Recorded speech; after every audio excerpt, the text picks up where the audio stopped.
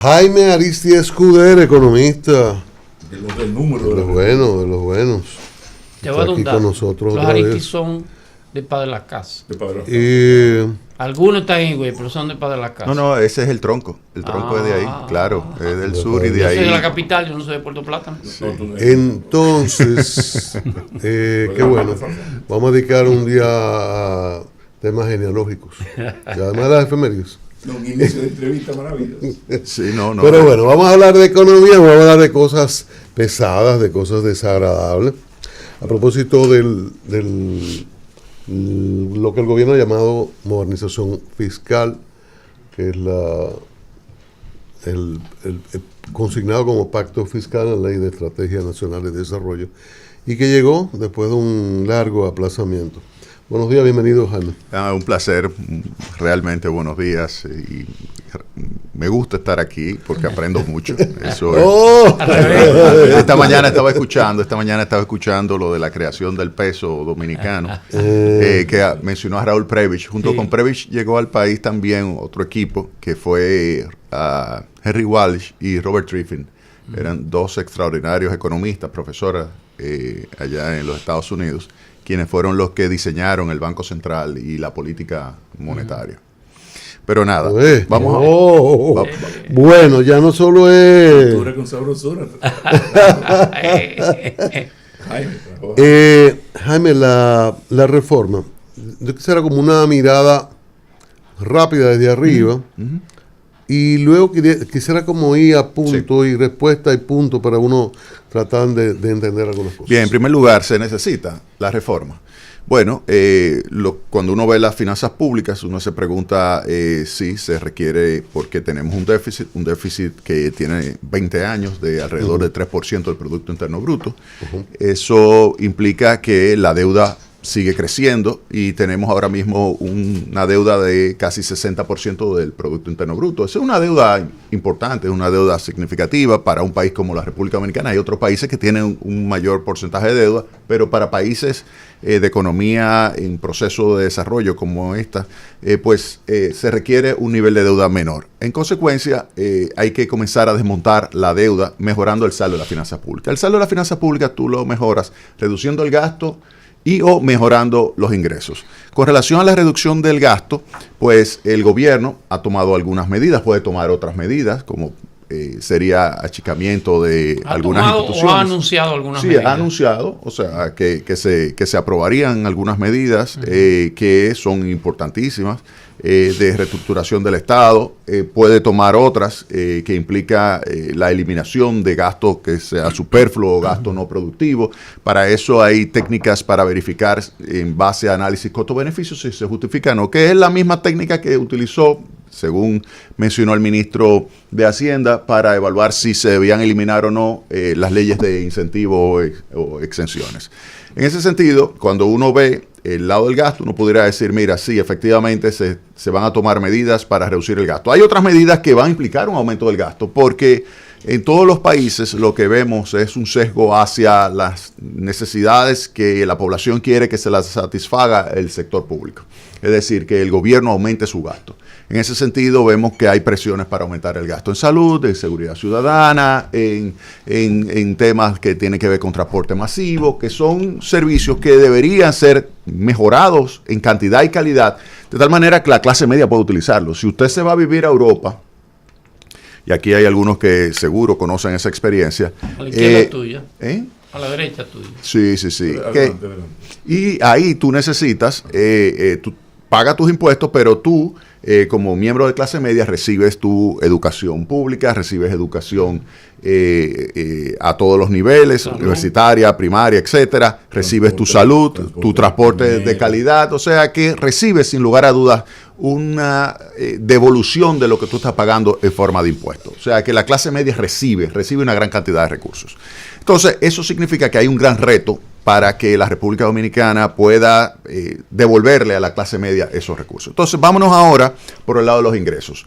Se necesita una reforma. Cuando uno hace el análisis, nos damos cuenta de que en República Dominicana hay una evasión importante de los impuestos. Dada la estructura que existe hoy día en términos de tasas y bases de impuestos sobre la renta, impuesto a la transferencia de bienes industrializados y servicios, así como también los impuestos selectivos, impuesto a la propiedad. Cuando uno hace ese análisis y aplica lo que sería el nivel de eficiencia de países de la región, nos damos cuenta de que hay un nivel de evasión de alrededor de 4 puntos del PIB, 4 puntos del Producto Interno Bruto. Para que usted tenga una magnitud, lo que el gobierno quiere hacer con esta recaudación es buscar 1.5. 1.5, o sea, es 4, eso es nada. O sea, en términos de si tú vas a hacer ejercicio, por ejemplo, yo nado y corro. Si yo no voy a nadar 3.000 metros, no me tiro a la piscina. Si yo no voy a correr por lo menos 8 o 10 kilómetros, no salgo a correr. Entonces, si yo no voy a hacer una reforma de 3 puntos del PIB. Pero eso de verdad. Sí, claro. Si yo no voy a hacer una. Tú no ves. Pero tú y 3 hermanos tuyos hacen Sí.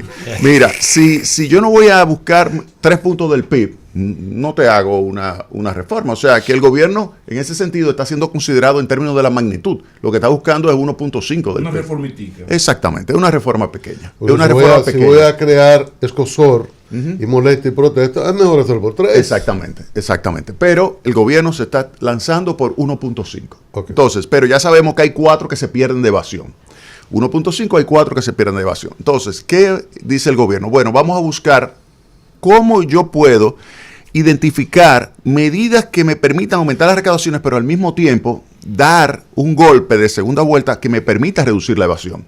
Aunque no lo estoy cuantificando, pero sí me permitiría reducir la evasión. Por ejemplo, la declaración jurada. Vamos al tema, no solo la declaración jurada, vámonos en términos de magnitud. Lo primero es el ITEVIS. El ITEVIS, de acuerdo a lo que está planteando el gobierno, le representa la mayor parte, más del 60% está concentrado en el ITEVIS. ¿Por qué? Porque hay un volumen de bienes y servicios que están exentos que se utiliza esa exención para poder evadir el pago del impuesto. Si tú tienes un negocio y vendes los dos tipos de productos, exento y no exento, tú lo que haces es declarar que todas tus ventas están más sesgadas hacia los bienes exentos y de esa manera no pagas impuestos. Recuerden que el 56% de los perceptores de ingresos de la República Dominicana están en un mundo informal. Eso significa que ese mundo informal es grande y ese mundo informal no hay ITEVIS, no hay impuestos selectivos, no hay nada hasta que entra ahí. Ahí ya no hay nada, allá adentro.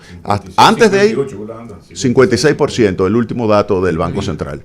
Entonces, eso es algo importante. Entonces, cuando tú reduces la cantidad de bienes exentos, tú logras capturar mayor base imponible. No solamente de forma directa, sino que tú cierras la posibilidad de que haya evasión.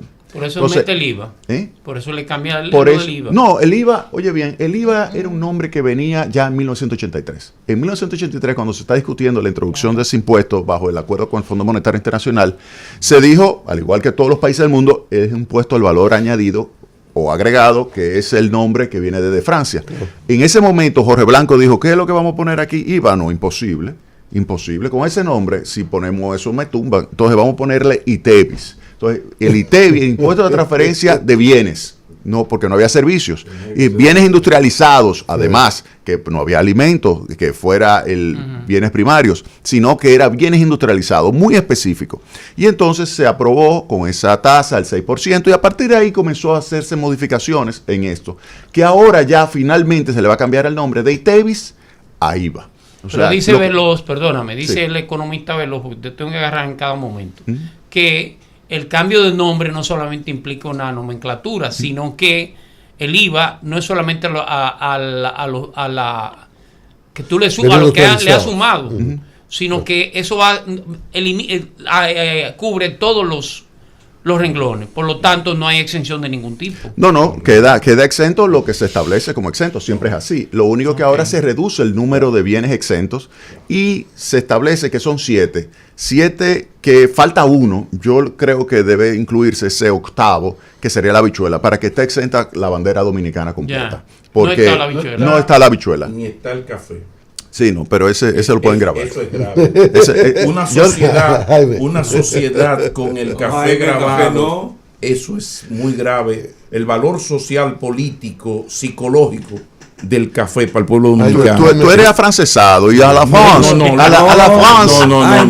Está grabado. El dominicano. Muy técnico. Tú visitas pobre, tú tienes amigos de todos los niveles sociales. Yo me crié en Villa Francisca. Entonces, y en el campo, en el lugar más humilde, la primera oferta que con cariño te hace un pobre es una tasa de café. Sin lugar a que dudas. es lo único que puede brindar. Sí. Es lo único que puede brindar. Una precisión con tus conocimientos. Llámame a Vicente. Visto ese nivel, visto esa informalidad, visto ese nivel de evasión, y visto lo regresivo que impacta a todo, que es el ITEVIS, ¿debió el gobierno mantenerlo en 18, ampliarlo como lo ha ampliado? Eso es correcto desde el punto de vista de la situación de los dominicanos, no ya del gobierno, porque eso facilita al gobierno también. Ahí voy a los detalles. Okay. Entonces, fíjate, amplió la base y con eso ya comienzo a cerrar mecanismos de evasión que existen. Pero, obviamente que es un impuesto regresivo, porque cuando tú tomas la estructura de ingresos y la estructura de consumo, la mayor parte del consumo de las personas de menores ingresos, obviamente que ahora mismo está exenta del ITEVIS y va a estar grabado a partir de ahora. Por eso el gobierno establece un mecanismo, y esto es con apoyo del Banco Mundial, que es quien hace ese tipo de estimaciones, y de otros consultores internacionales, que es lo siguiente: yo te voy a devolver a los dos primeros quintiles, porque es pobre y vulnerable. Ese 40% de la población yo te voy a devolver. Lo que tú estarías pagando de más de ITEVIS ahora, yo te lo devuelvo. ¿Cómo? Es decir, que tú te quedas en el mismo nivel de bienestar. Okay. Es decir, que si tú, por ejemplo, yo te hago el efecto cálculo. neutro. Exactamente. Es decir, que a ese grupo no me afecta. Es decir, que comenzará a afectar a partir del tercer quintil. A partir de ahí, que es ya clase media, ahí sí tú vas a tener. ¿Qué porcentaje? Tú tienes que, del total de recaudaciones, ahí un 40% se lo va a recaer sobre ese segmento de población que está por encima ya de lo que sería el tercer quintil. Pero esto que hace, reduce esa regresividad. O sea, tú logras reducir significativamente la regresividad del ITEVIS cuando tú le devuelves a los más pobres el impuesto. Entonces, eso es algo que el gobierno está logrando incluir. Es algo interesante. Sí. El proceso es a través de la tarjeta que antes era Solidaridad, ahora Supérate, le dicen Aliméntate, le están devolviendo de 1.650 a 2.000 los recursos. Ese 21% adicional de recursos es la compensación que le están dando. Media, perdón, Pablo, para liquidar esta parte. Sí. Pero hay un nivel que está, ya no es esos dos primeros quintiles para tercero, un nivel de clase media un poquito que no somos nosotros, pero tampoco son aquellos. O sea, hay un nivel ahí que está afectado. Sí, vulnerable. Muy duro y que va a recibir un golpe fuerte. Sí. Que no tiene un nivel de compensación. Pero aunque el gobierno ha dicho, mira, te estoy aumentando en el nivel público un aumento de un 50% y pido al sector privado que aumente. Que con el nivel de rebeldía que hay en la calle, en el sector empresarial, no creo que se sientan muy llamados a esto. Mira, realmente hay una parte del tercer quintil que hacia arriba, un poquitico hacia arriba, que se está incluyendo. Okay. Porque fíjate, los beneficiarios van a ser 1.6 millones de hogares. Por 4 es 6.4. O sea, tú tienes que se incluye buena parte del tercer quintil también, entre lo que se le va a devolver, aunque sea una parte. Porque a los más pobres se le devuelve prácticamente todo por el monto de los 350. A los segundos quizás se le devuelva la mayor también parte, pero quizás al tercero, que es el que tú dices, se le devuelve una parte, quizás no la totalidad, pero sí se le devuelve. Es decir, que se reduce la regresividad. Sin lugar a dudas, tú como ahora puedes hacer reformas tributarias con un fine tuning que antes tú no podías hacer. Cuando nosotros hicimos la reforma, 90, eso es afinando. Es como cuando tú afinas. Por ejemplo, precisión. Exactamente. Ajustando, por ejemplo, vamos a suponer, ¿cómo te operaban a ti antes? Abriendo. Y ahora entran exactamente. Sí, dos agujeritos. Es exactamente lo mismo. Cuando se hizo la reforma 90-92 con el presidente Balaguer, óyeme, ahí no fue obligatorio. Exactamente, y cuando se incrementó el ITEVIS, se amplió la base, todo eso, fue sin compensaciones ni nada por el estilo. Ahora sí tú vas a afinar para evitar el deterioro de los segmentos más pobres del país. Exactamente. Aquí hay un tema, y tú tienes una gran experiencia en esto. Si tú hablas con el presidente, Vicente, con el equipo, te das cuenta de que hay una decisión innegociable de proteger a las capas más desprotegidas. Vía con cosas como esta. Le vamos a quitar los regresivos de este impuesto para ustedes. Exacto. Ahora, ¿qué pasa? Tú hablabas ahorita de lo que le ocurre a un clase media en un país mínimamente organizado. Salud, educación, cultura, pero resulta que aquí cada clase media es un gobierno. Yo tengo una cisterna, tengo una planta, mis hijos estudian en colegio, un gobierno. Entonces, ¿qué puede hacer? Además, la clase media es poco violenta, casi nada, no milita, salvo que un poder imperial la movilice con su sociedad civil y mediática. Entonces, ¿qué vamos a hacer con esta clase media, que es la que uno está mirando, que va a soportar prácticamente, si no todo, una gran parte del peso? Porque las élites, los quintiles de arriba tienen, tú lo sabes, hay manera de truquear. Una mano tapa la otra. Hablemos de esa clase media. Mira, en realidad, y el historiador está aquí, la pequeña burguesía es la que siempre hace todas las revoluciones, todos los cambios, o sea, que tiene una importancia significativa. Yo creo que aquí lo más importante es demostrarle a la clase media que yo voy a mejorar la calidad del gasto, porque fíjate una cosa, el efecto distributivo de la política fiscal combina la parte impositiva con el gasto. Tú siempre vas a tener que cuando tú sacas recursos de la economía, tú, por más progresivo que sea, que hay medidas que están mejorando la progresividad sin lugar a dudas, pero por más progresivo que tú quieras ser, tú vas a tener algunas figuras impositivas que son regresivas, como es el caso de los impuestos al consumo, específicamente o sea, tú lo que el estás IVA. diciendo es que a la clase media el argumento fundamental del que dispone el gobierno es demostrarle, sí, voy a mejorar la calidad. Y te lo voy a devolver a Jaime, ti, el gasto. Tú le estás pagando... Tú le estás pagando la tarjeta de crédito a alguien que ha gastado mal. Cuidado. Perdóname, que ha gastado mal. Te ha demostrado en 4 años que para gastar hasta en lo bueno es torpe. El gasto de inversión ha sido mínimo. Entonces, ¿qué me garantiza a mí que esa tarjeta que tú le vas a pagar hoy, mañana, lo que él te ha dicho que va a invertir en esto, mañana se va a quedar en un igualito? Tú tienes toda la razón. 4 años donde lamentablemente hay partidas de gasto que no se ejecutaron bien, como por ejemplo el tema de la inversión pública, que hay que mejorarlo. Hay que mejorar la eficiencia en el sector eléctrico, hay que dar pasos de avance para que la clase media se dé cuenta de que los servicios están mejorando.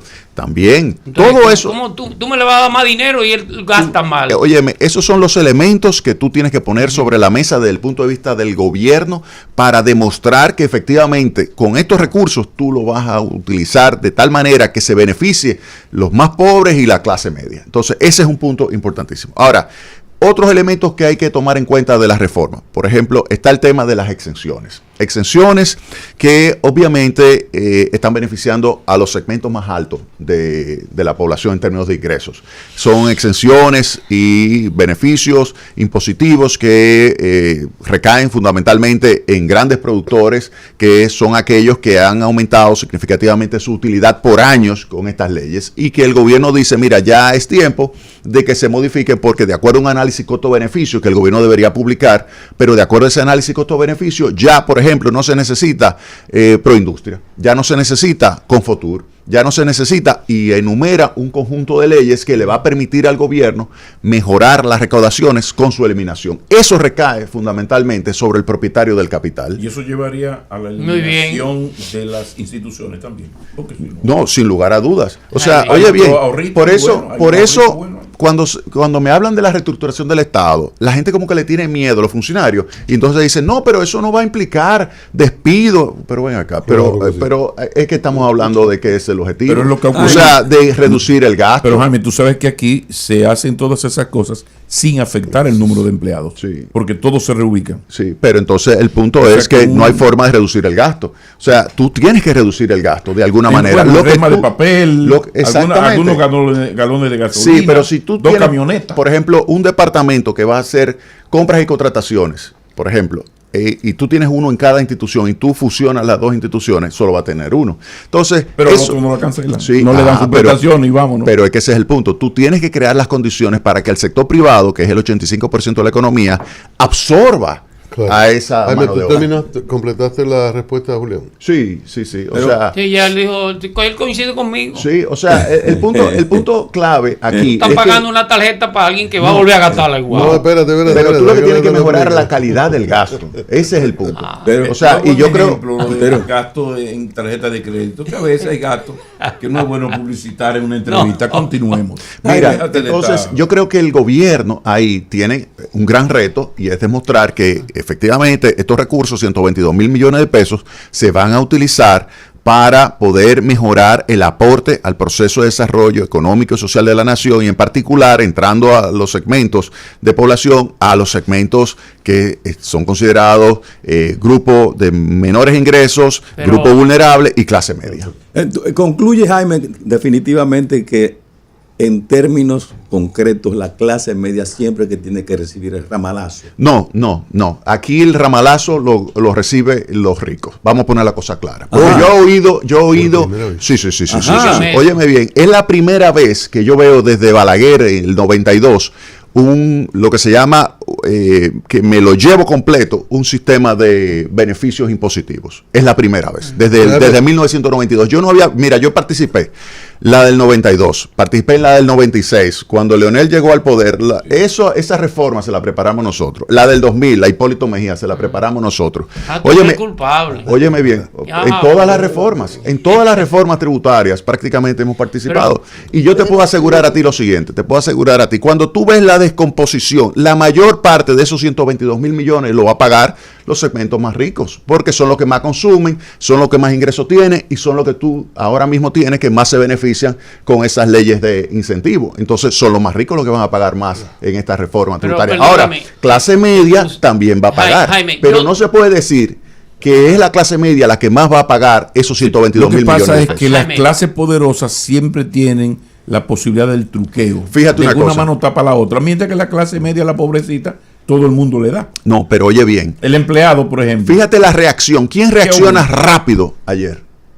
¿Quién reacciona? Todo el conjunto de sectores productivos incluyendo zona franca, que le están moviendo. Porque la clase media no está organizada, no existe la confederación de clase media. No subestimes a la clase media, no la subestimes.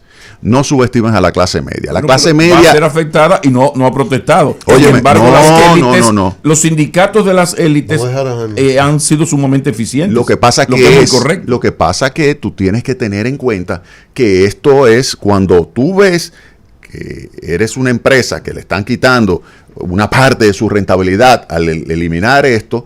Tú que estás en el mundo del artistaje, fíjate una cosa. La ley de cine se estaba utilizando para una acumulación tremenda de recursos. Miles de millones de pesos. Aquí es más costoso hacer una película en términos impositivos que en México y la mayoría de los países de la región. Es mejor tú sustituir esa ley de cine por una ley que fomenta el cine utilizando un fondo. Pero Jaime, exacto, que es más inteligente. Un fondo Jaime, sin fondo. No es una industria. No es una industria naciente en República Dominicana que requiere ese impulso.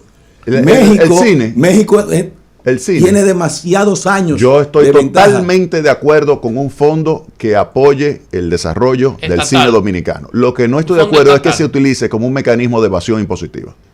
Pero Jaime, estamos claros. Óyeme bien, que hay, sabemos, ¿existe o no existe evasión impositiva a través de esa ley? Ese es el punto. Vamos a poner la cosa clara. No, por supuesto. Óyeme, hay lo que se llama kickback. ¿Tú sabes lo que significa eso? Pero tú sabes lo que significa eso. ¿Qué significa eso? Que cuando yo te doy a ti, que tú vas a hacer una película, Cristian, tú me devuelves por atrás, recursos. O sea, eso es lo que significa. Claro. Entonces la pregunta es, ¿yo necesito eso o necesito es que llegues realmente a financiar un buen guión que permita la mejora de la calidad y oferta y calidad de la cultura dominicana? Precisamente porque ahí está ese aspecto, hay que destacarlo. Por ejemplo, argumentaba, creo que sí que fue Andy, por ejemplo, el país no tiene por qué promocionar ni invertir en una industria de la cinematografía de comedia que es sumamente rentable y exitosa. Ahora, donde sí el Estado debería hacerlo y no lo hace hasta el día de hoy es, por ejemplo, aquí no se financia una película sobre Camaño 1973. O la revolución de abril. ¿Qué pasó con la invasión y qué no pasó? Aquel proceso de negociación, cómo lo que significó para el presente y el futuro dominicano el derrocamiento de Bosch. Ahora eso tú sabes que no va a ser rentable. Entonces el Estado te dice, mira, aquí hay 150 millones, pásame el presupuesto, ven. ¿Cuánto hay? Tanto. Mira, aquí hay 150 millones. Entonces eso quizás podría ser más objetivo. Claro, te aseguro. La lógica es no invertir en un área que es altamente rentable. Exacto, y lograr hacerlo de tal manera que el dinero del contribuyente vaya realmente a donde tiene que ir, que es el desarrollo de esa película. Preguntas a Jaime Aristides Escuder, economista. Adelante. Es administrador de la principal generadora de electricidad de la República Dominicana. Punta Eso es lo que va a decir, de la central termoeléctrica Punta Catalina, que genera $250 millones de beneficios anuales y $300 millones de ahorro a las empresas distribuidoras de electricidad, que representa $550 millones al año, que en 5 años se paga la planta. Y que debió de haberse construido la segunda unidad, ya se hubiese estado inaugurando la segunda unidad. Y se hubiese construido a un precio muchísimo menor. La central termoeléctrica Punta Catalina es el principal proyecto de infraestructura que se ha desarrollado desde 1844 hasta el presente. Eso es Punta Catalina. Sí, Julián, adelante, Rosario Medina y Gómez, preguntas a Jaime. Me la tiró y me la tiró con fuerza. La que controla aquí, déjame decirte. No. Por suerte. Yo la oí esta mañana diciendo, mira, que hay niños. Cuando estaba hablando de Pepillo Salcedo. Sí. Jaime, ¿por qué? Entonces, a lo mejor voy a hacer una pregunta que tú dices, pero es suelto eso, no tiene pero nos gustaría saber qué impacto tendrá que a un ser humano que cobra 52,000 pesos se le ponga un control para fiscalizarlo, para auditarlo, de que deba hacer una declaración jurada. Obligatoria, ojo. Sí. Mira, uno entiende los mecanismos. Yo te digo lo siguiente, hay elementos en la propuesta que tienen que ser modificados. Tú no puedes, ese es un mecanismo para tratar de reducir la evasión. O sea, y yo entiendo al ministro, porque no se hacen las cosas, hay que entenderlo. Tú te tienes que poner siempre en los zapatos del otro para entender. Pero va a ser difícil, a menos que tú la hagas prácticamente automática. Es decir, una persona que ya lo que tenga de ingresos, alguien lo ha declarado. Por ejemplo, cuando yo te hago un pago a ti, yo declaro eso como gasto. Entonces se genera automáticamente tu declaración, tú la mires, tú estás de acuerdo, sí, tú la firmes y ya. ¿Te das cuenta? Si es no así, es tan amigable. No, es que ese es el reto. Si él me dice que será así, que se hace automática, que me la entreguen y yo no tenga que salir a buscar a alguien que me ayude a hacer la declaración estilo Estados Unidos, sino que alguien me la entregue, entonces es algo fácil. O sea, ese es el objetivo. Tratar de que las personas cumplan con su obligación, que es presentar su declaración jurada de ingresos y gastos de cada año, pero hacerlo de tal manera que efectivamente sea algo fácil. Entonces, eso sería que te llegue un correo, mira cómo yo lo haría, que te llegue un correo a ti en el mes de febrero y te dicen... A lo de los 52,000. No. Acuérdate que esto es para aquellas personas que están en un tramo que se comienza a pagar por encima del 20%.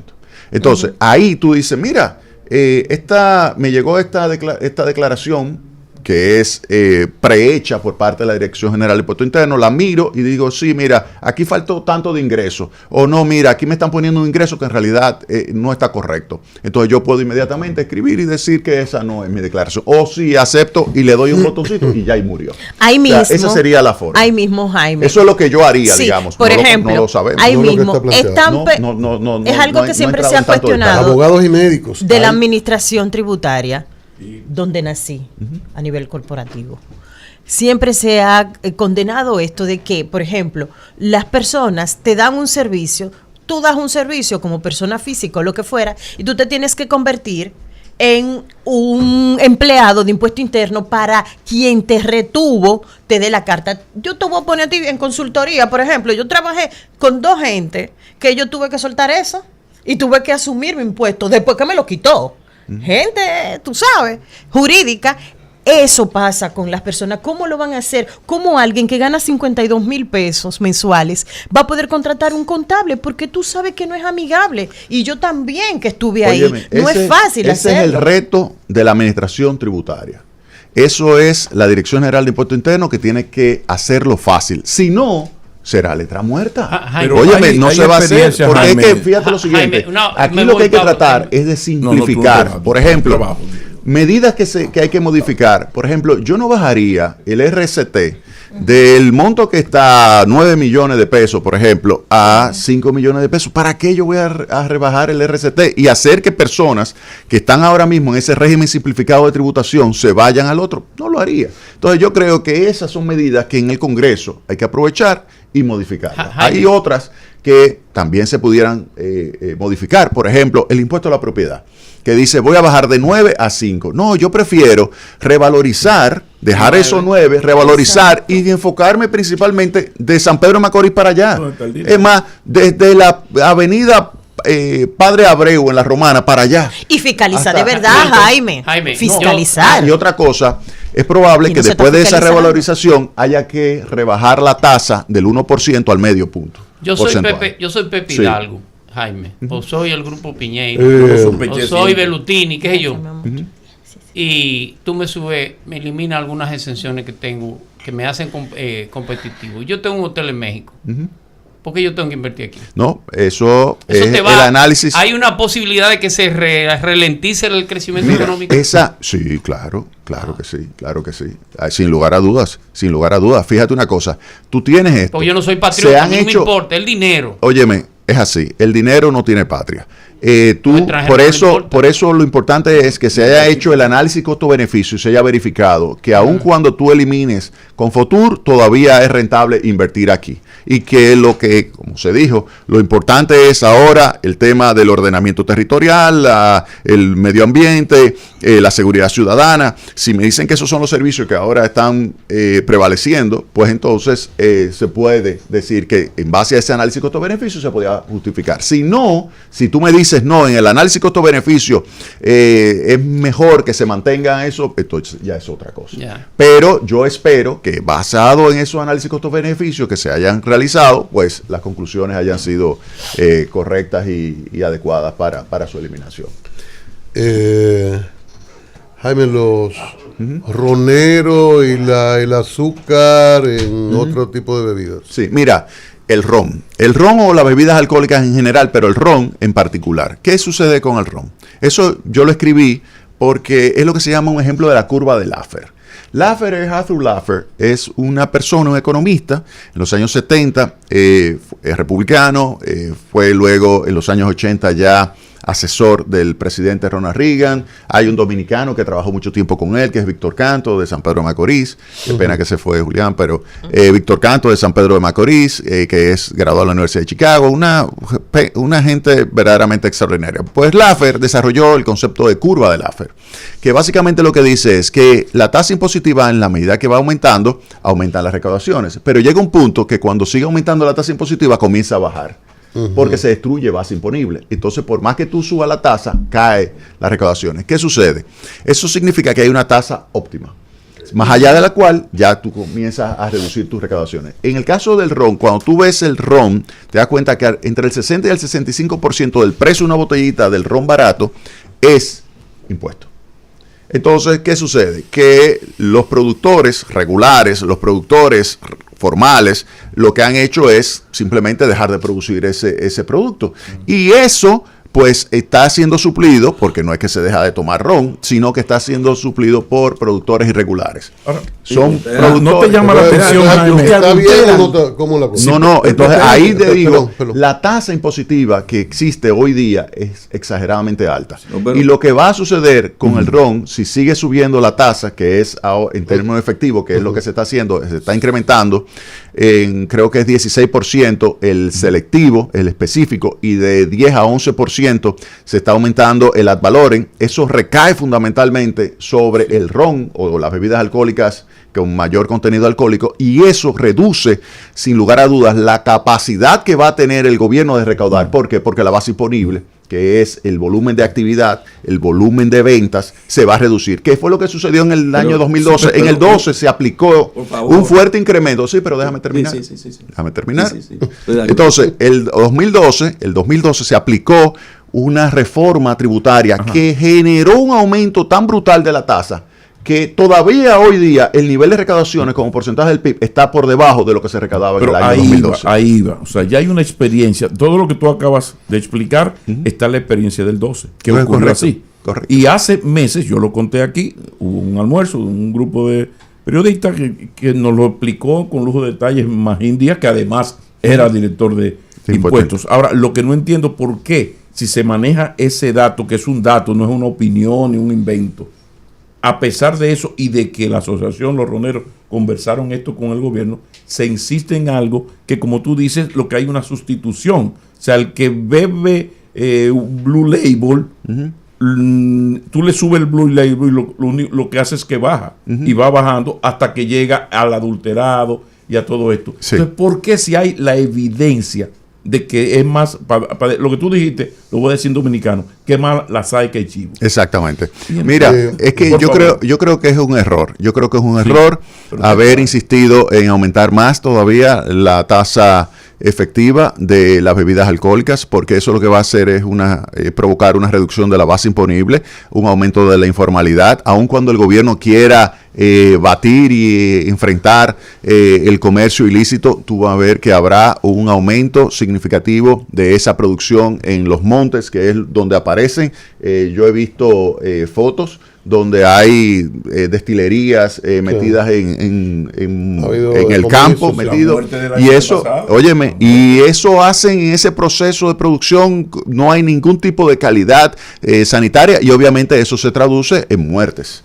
Bueno, y eso es algo muy peligroso porque nos afecta al turismo. Eso era lo que yo quería que me ampliara con relación a ese tema de que crece la industria de adulteración del producto y se hace un mercado cada vez más amplio y están los consumidores expuestos a que... Pero además, claro, o sea, hay, óyeme, una cantidad de muertes importantes que se han identificado. Los vino son mandatos bíblicos, son cosas muy espirituales que los gobiernos deberían frenarse cuando ya se trata de algo como el vino. Bueno, un whisky, ¿por qué en el caso del turismo? Estuvo muy mal con en el caso del turismo, comentábamos hace un rato, bueno, en la explicación que da el ministro de Hacienda, los estímulos, negocios que inician, la lógica del negocio que inicia para ser competitivos.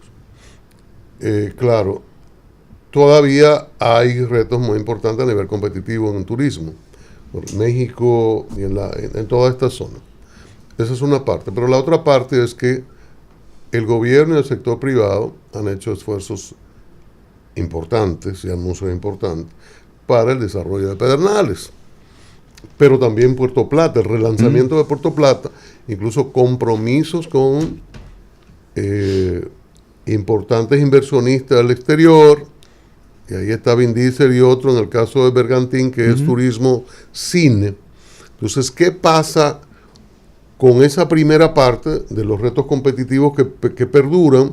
Además, lo que nos hemos planteado de la cantidad de turistas al año, etcétera. Y por el otro lado, estos dos puntos y otros que estamos haciendo anuncios, inversiones y comprometiendo inversionistas locales y extranjeros con esta propuesta de reforma. Mira, ahí está el punto de si se requieren o no se requiere esos beneficios impositivos y esas exenciones para tú poder justificar la inversión. Si se requiere, entonces el gobierno se va a tener que sentar con Pedernales y con Puerto Plata y con Samaná para seguir apoyándolos. Ya sea con una modificación de lo que se estaría eliminando o ya sea con una nueva ley, pero regional, en términos de apoyo al sector turístico. Ese sería. Punta Arenas, entonces, eso es algo que se va a tener que evaluar. Yo creo que esta es una propuesta, es una propuesta de reforma tributaria que va a generar el equivalente de 1.5% de Producto Interno Bruto, que debe ser sometida a una evaluación en el Congreso. Ahí se va a discutir a profundidad y se van a hacer algunas modificaciones, donde yo creo que ahí en el proceso de evaluación, que ojalá que los legisladores se hagan apoyar de expertos en esa materia, pues va a salir algo mejor que lo que entró. Y siempre tomando en consideración que lo que hay que tratar es de tener unas recaudaciones que tenga el menor impacto posible sobre el crecimiento económico, sobre el nivel de equidad de yo te voy a dar una lista rápida que tomé de un chat. Sí. Donde se enumeran una serie de situaciones para que sí. Para pasarlo rápido. Adelante. Aumento de presunción de ganancias o rentas dominicanas para empresas extranjeras, transporte, seguro, un 10 o un 15%. Sí, correcto. Lo ve bien, válido. Sí, porque eso es básicamente acercándote a la tasa de impuestos sobre la renta que prevalece para las locales. Entonces aquí te dicen, bueno, en vez de ser 10, te voy a poner un 15%. Aumento de la retención sobre honorarios, comisiones y otros pagos por servicios prestados por personas físicas de un 10 o un 15. También te estoy acercando a las tasas del 15, 20 y 25 y ahora 27% a partir de los 200 mil pesos mensuales. Aumento de la retención máxima sobre premios o ganancias de juegos de azar del 25 al 27. Sí, eso es para hacerlo equivalente a la tasa marginal máxima que ahora tú vas a tener en un tramo por encima de los 200 mil pesos mensuales, o sea que es válida. Oíste, Alexis, si te sacaste un premio, ¿qué es lo que va a gritar con 2%? Sí, pero derogación más. Derogación, exenciones fiscales. Bueno, ya vimos turismo, la parte cinematográfica, pero la textil y cultural. Sí. Textil y cultural. Sí, mira, fíjate una cosa, si en base al análisis costo-beneficio te dio a ti como resultado que no se justificaba, eso lo puede eliminar. El punto es que no se ha publicado esos estudios. Entonces lo ideal es que se publiquen y se verifique si efectivamente ya no lo necesitan. Aumento del impuesto sobre la renta por ventas a mercado local para empresas de zonas francas de 3.5 a 5. Sí, fíjate una cosa, ese es el mejor ejemplo de que lo que se debió haber implementado es un impuesto a los ingresos brutos. Mira, el impuesto al ingreso bruto de 3.5% en la sociedad dominicana hubiese generado, ¿tú sabes cuánto? El equivalente de 1.6 puntos porcentuales del PIB. ¿Tú sabes lo que significa eso? Con esa sola figura impositiva, ese 3.5% sobre el ingreso bruto es más que lo que tú tienes en esta propuesta, que es 1.5. Eliminación de exenciones fiscales para fideicomisos y operadores de parques de zonas francas. Mira, ese es un punto que hay que tomar en cuenta porque ahí es probable que sí haya una reducción del nivel de inversión en parques de zona franca que se requiere para poder seguir expandiendo el sector. Hay varios proyectos que están evaluando si se ejecutan o no se ejecutan cuando tú eliminas. Exactamente. Lo de los fideicomisos, mira una cosa, el sector construcción, Cristian, es la principal actividad económica, representa el 15% del Producto Interno Bruto. Entonces, todo lo que afecte, que por ejemplo es a través de ese fideicomiso, todo lo que afecte el nivel de producción debería ser evaluado con mucho detalle. Entonces, yo espero que en el análisis costo-beneficio se haya incluido el impacto que puede tener sobre la construcción. Nuevo tramo de escala de ingresos para trabajadores con ingresos mayores a 2.4 millones anuales con una tasa del 27%. Mira, eso ya ahí es simplemente meterle más progresividad al sistema, donde tú estás grabando más a los más ricos, subiéndole 2 puntos porcentuales, que sería para tú igualarla a la tasa marginal, que es única para las empresas, que también es el 27%. Modificación de la retención sobre intereses para que sea considerada como pago a cuenta. Mira, eso sí es un error. Un error. Eso es un error. Explícanos un momentito. No, eso hay que sacarlo. ¿Y cuál es la traducción de esto? No, ese hay que sacarlo. Sí, ese sí hay que sacarlo. Y lo voy a decir bajito. Explícale. No, es que ese sí es peligroso. A ver. Mira lo que sucede con ese.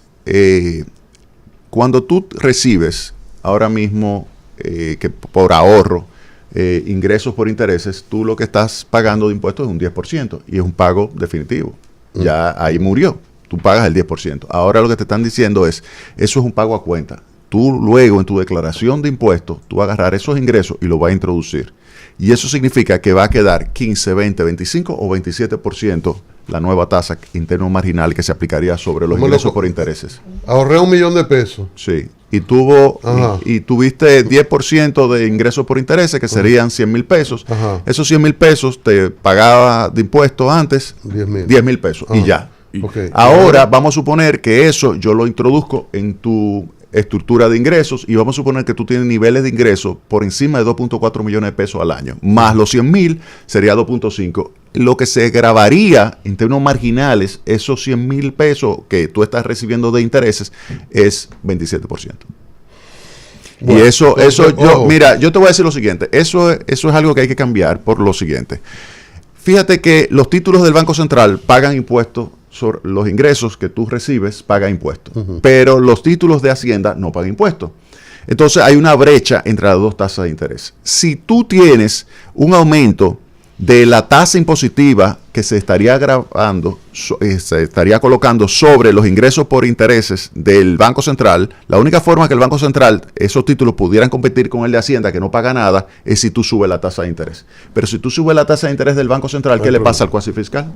O sea, sube. Aumentando que hay un dinero ahora dedicado al cuasi fiscal. Exactamente, de 22,000 millones de pesos. Pero entonces fíjate ahí, cómo ahí, eso es lo que se llama un análisis de equilibrio general que tú tienes que utilizar. Es cómo te afecta algo, otra medida que tú no estás viendo, pero que va a suceder. Entonces, por eso yo recomendaría que le quiten la palabra pago a cuenta. Pago a cuenta. Sí. Seguimos rápidamente. Eliminación de deducción del gasto educativo del impuesto sobre la renta. Mira, yo creo que ese es un beneficio para la clase media que hay que dejárselo mientras tú no tengas un sistema educativo lo suficientemente bueno como para que tú puedas llevar a tus hijos a la entidad pública. Hasta que los hijos de los ministros no vayan a las escuelas públicas, yo no quitaría esa deducción. Bueno, creo que esto lo tratamos. Obligación de presentar declaración jurada anual para trabajadores en relación de dependencia ahí con tiene ingresos que ser superiores a 624,000. Exacto, ahí tiene que ser fácil. Si no es fácil la declaración, eso va a ser algo problemático. O sea, tiene que ser, cuando yo digo fácil, es que me la manden ya prehecha. Yo la miro y si estoy de acuerdo, simplemente a pedir que me la revise. Ah, sí, claro. Pero que me la mandas hecha. Exactamente. Reestructuración del impuesto al patrimonio inmobiliario con un mínimo exento equivalente al valor de una vivienda de bajo costo 5. Yo no lo bajaría.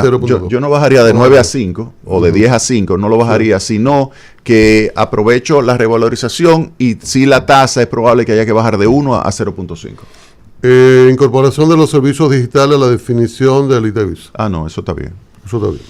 Eliminación de la exención de ITEVIS selectiva al consumo para envío de bajo valor, menores a $200. Ese va a ser una discusión. Esos son. Tú compras, ¿verdad? Exacto.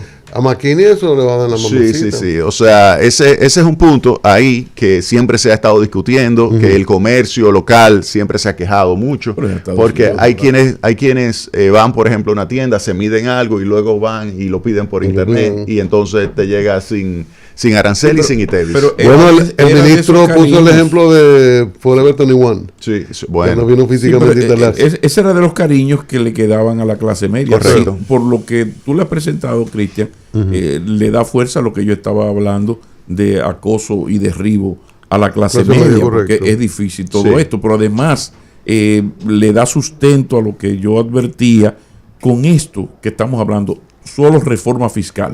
Que el gobierno en medio de este escenario, óyeme, podríamos estar aquí hasta el mediodía sacándote provecho a ti, preguntándote todo lo demás. Este no es el momento para tú también tener en el mismo momento una reforma constitucional y sacando 10,000 trabajadores documentados, en la prensa internacional acabándonos e Intran haciendo un destape. Yo creo que el país tenía que centrarse únicamente en este asunto. Es demasiado delicado. Y ese punto, junto con el anterior también de la clase media, yo lo dejara. Esos son de los puntos negociables. Ayer en el suelo y hablábamos de todo esto y alguien preguntó, ven acá, pero no hay mencionar a las bancas de apuestas. No la mencionaron, pero ahí le podemos meter un 90 a las bancas de apuestas. ¿Por